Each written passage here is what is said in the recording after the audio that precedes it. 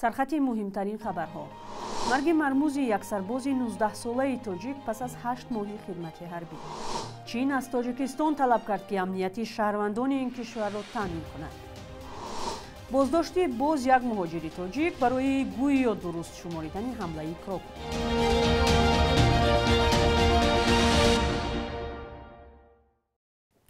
سلام بیننده عزیز، امیدوارم خوبت. خبرهای مهم از تاجیکستان و بیرون از آن را امروز 2 دکبر از دوشنبه پیشنهادی شما میکنیم.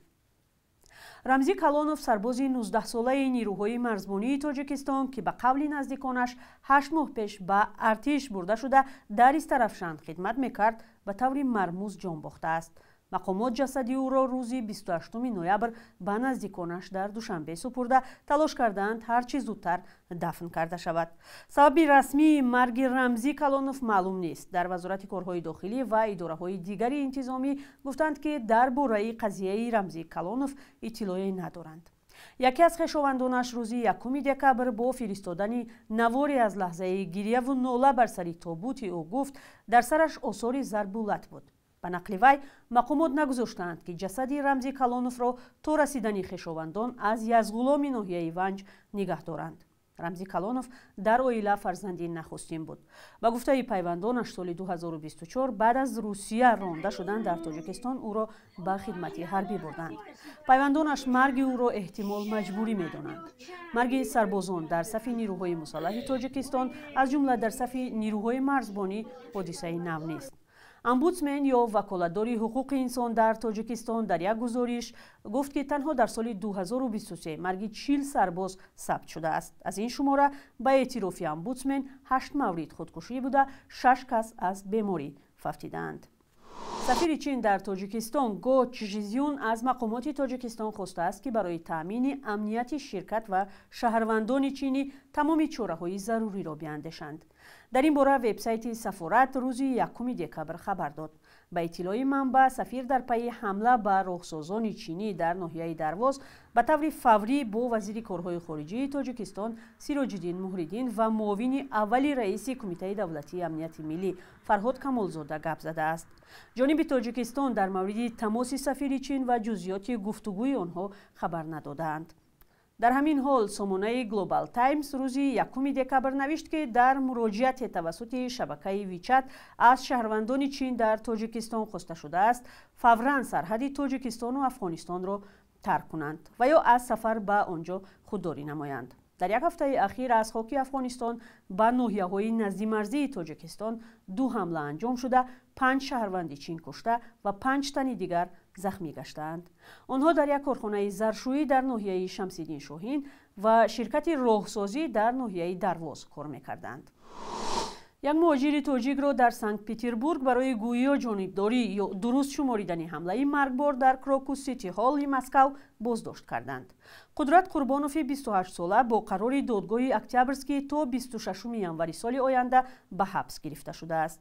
بنا به اطلاع دفتر مطبوعات دادگاه‌های شهر سنت پترزبورگ، قربانوف ماه مارس سال 2024 در مسنجر خود به جانبداری از حملگران کروکوس چند شرح نوشته است.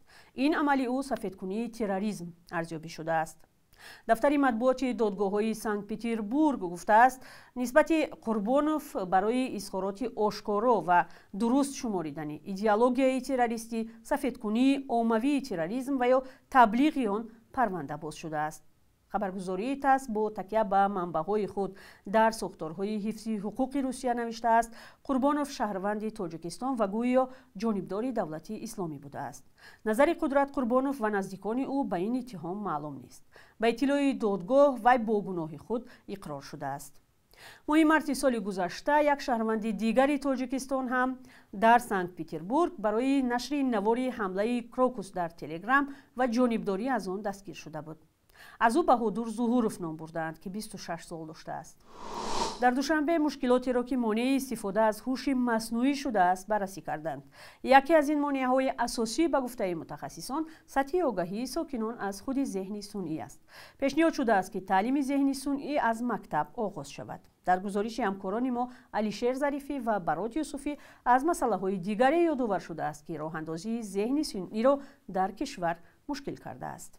суръати поини интернет, маҳдудияти интиқоли нерӯи барқ, ноогоҳии мардум, холигиҳо дар таъмини амният дар фазои маҷозӣ ва камбуди сармоягузорӣ аз мушкилиҳое ҳастанд, ки дар Тоҷикистон дар ростои истифодаи ҳуши маснуӣ қарор доранд. чунин нуқтаҳо дар як нишасти таъсисдодаи барномаи рушди Созмони милал дар Душанбе садо дод. Однозначно это является одним из барьеров вообще в целом. албатта дар маҷмӯъ ин яке аз монеаҳост. рақамисозии кишвар ҳамчунин дар мо монеагӣ дар интиқоли барқ аст. табиист ки ин таъсир мерасонад. ҳамчунин феълан дар дастрасӣ ба интернет монеагӣ вуҷуд дорад, вале ҳам дар сатҳи давлат ва ҳам ҳамкорон оид ба рушд ташаббусҳои бисёре анҷом шуда истодааст. ба наздикӣ ба мо Starlink ворид шуд, ки ин ширкат маҳз манотиқи дурдастро ба интернет таъмин мекунад. аз ин рӯ бояд каме сабр кунем. Поэтому нам нужно немножечко на данный момент запастись терпением. монеаи асосӣ дар роҳандозии ҳуши маснуӣ ба қавли Наҷима Ноёфтова, намояндаи шӯрои ҷамъиятии назди Вазорати саноат ва технологияҳои нав, сатҳи огаҳии сокинон аз худи зеҳни сунъӣ аст. ӯ гуфт, дар ин замина бояд таълими зеҳни сунъиро дар мактаб оғоз кард. ҳоло дар 100 мактаби Тоҷикистон асосҳои зеҳни сунъӣ омӯзонида мешавад. Как и в любой сфере, где используются IT-технологии. мисли бахшҳои мухталифи дигар, ки дар онҳо технологияи рақамӣ истифода мешавад, мушкили аслӣ қаллобӣ аст. ба он бояд танзимгаре, ки дар ин соҳа фаъол аст, мубориза барад. ин ба фикрам идеяи муҳиме аст, ки шӯрои мо талош дорад ба истифодабарандагон расонад. ҳеҷ зарурати таъсис додани мақоми махсусе нест, ки зеҳни сунъиро дар кишвар назорат кунад. Важная идея, которую мы из Совета искусственного интеллекта пытаемся донести. Нет необходимости создавать какой-то отдельный орган, который будет контролировать искусственный интеллект в стране. ширкатдорони нишаст изҳор доштанд, ки феълан дар чанде аз бахшҳо аз имкониятҳои зеҳни сунъӣ истифода мешавад. аз ҷумла тарҳи шаҳри ҳушманд яке аз онҳо мебошад. Искусственный интеллект предполагает определенное как наличие ҳуши маснуӣ албатта дастрасӣ доштан ба абзорҳо аз ҷумла смартфонҳо, компютерҳоро талаб мекунад. бе инҳо бартариҳои зеҳни сунъиро истифода карда намешавад. аз ин рӯ рақамисозӣ шарти асосӣ аст. одамон тавонанд манфиатҳое аз зеҳни сунъӣ бардоранд. аз ин рӯ рақамисозӣ шарти асосӣ аст. одамон тавонанд манфиатҳое аз зеҳни сунъӣ бардоранд. дуруст аст, ки мо агар дар бораи минтақаҳои дурдаст гӯем, масалан дар бораи мавзӯи тиб ё дарёфти хизматрасониҳои иҷтимоӣ, бале рақамисозӣ зарур аст. то, конечно, да, нужна цифровизация. мақомоти Тоҷикистон дар нишастҳои расмии худ аз рақамикунонии иқтисод ва зарурати истифодаи фановариҳои муосир дар бахшҳои мухталиф садо баланд мекунанд. дар Тоҷикистон стратегияи рушди зеҳни сунъӣ то соли 2040 қабул шудааст, ки ҳадафи он фарогирии бахшҳои гуногуни иқтисод ва хизматрасониҳо аз имкониятҳои васеъи рушди зеҳни сунъӣ аст.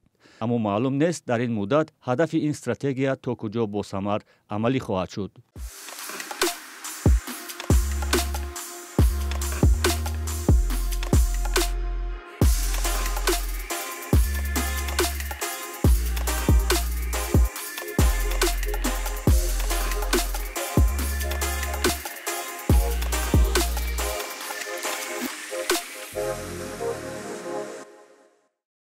русия истирдод ё ихроҷи он шаҳрвандони хориҷиеро, ки бо вазорати дифои ин кишвар қарордод бастаанд ва дар ҷанг ширкат мекунанд, ба кишвари дигар манъ мекунад. комиссиони ҳукуматӣ оид ба қонунгузорӣ тарҳеро таҳия ва ба думаи давлатӣ ирсол кардааст, ки бар асоси он ихроҷ ё рондани шахсоне, ки тибқи қарордод дар амалиётҳои ҷангӣ ширкат кардаанд, манъ аст. ҳамчунин тибқи ин тарҳ ба чунин афрод дар гирифтани ҳаққи иқомат ва иҷозатномаи кору иҷозаи вуруд ба Русия набояд посухи рад дода шавад.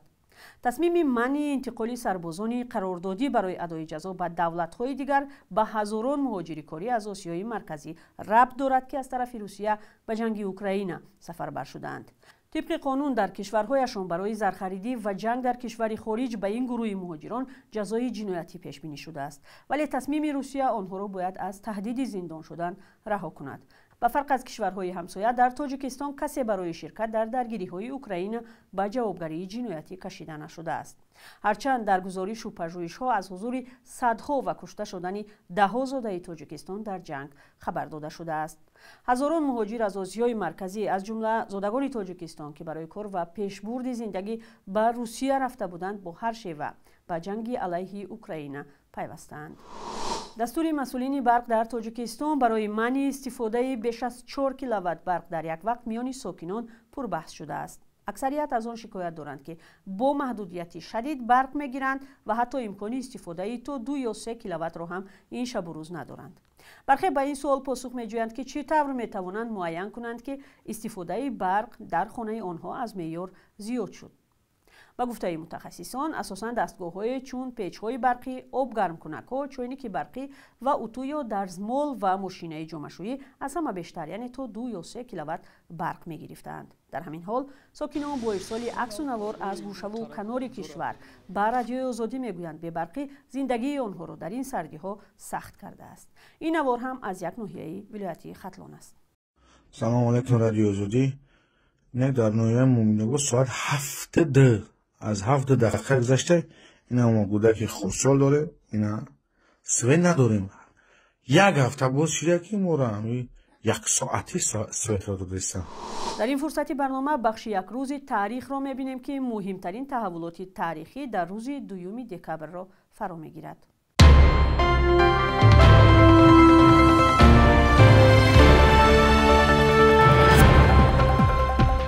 2 декабр бо қарори Созмони Милали Муттаҳид ҳамчун рӯзи байналмилалии мубориза бо ғуломдорӣ аст ки алайҳи ҳама намуд шаклҳои муосири ғуломдориву истисмори инсон аз ҷумла истисмори ҷинсӣ, кори кӯдакон, издивоҷи иҷборӣ ва ҷалби иҷбории кӯдакон ба низоҳои мусаллаҳона эҷод шудааст. дар солҳои истиқлолият дар Тоҷикистон ҳам садҳо шаҳрвандон мавриди ҳадафи ғуломдорӣ қарор гирифтанд. муҳоҷирати корӣ ва истисмори кордиҳандагон бидуни риояи ҳуқуқи коргарон яке аз хатарҳои нав ба шумор меравад. 2 декабри соли 2015 мақомоти амнияти Тоҷикистон гуфтанд бо нигаронӣ аз ин ки симкортҳои ин кишвар ба дасти гурӯҳҳои ҷангҷӯӣ мисли Толибон дар Афғонистон афтодааст, дар кишвар бояд ҳама 7 миллион дона симкортҳо аз нав сабтином шаванд. дар пай парлумон тарҳи тағйиру иловаҳо ба қонун дар бораи алоқаи барқиро тасвиб кард. сабтиноми навбатии симкортҳо барои сокинони Тоҷикистон ташвишовар ва як кори серхарҷи дигар шуд. 2 декабри соли 2016 ЮНЕСКО ошипалави мардуми Тоҷикистону Узбекистонро ба феҳристи мероси фарҳангии худ ворид кард. дар шарҳи ин қарор гуфта шуд ки ошипалав на фақат як ғизои миллӣ, балки ба ҳайси падидаи нодири иҷтимоиву фарҳангии халқҳои Осиёи марказӣ ба ин рӯйхат ворид мешавад.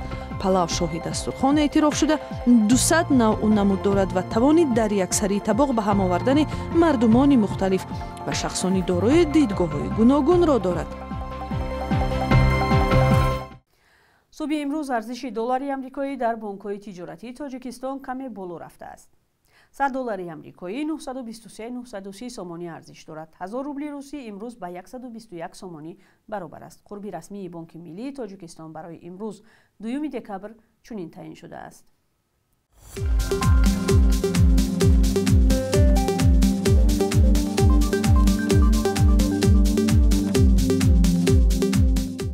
تشکر برای همراهی بیننده عزیز. خبرهای دیگر را دوام روز از سامانه و صفحه‌های ما پیگیری کنید. خیر تا فردا.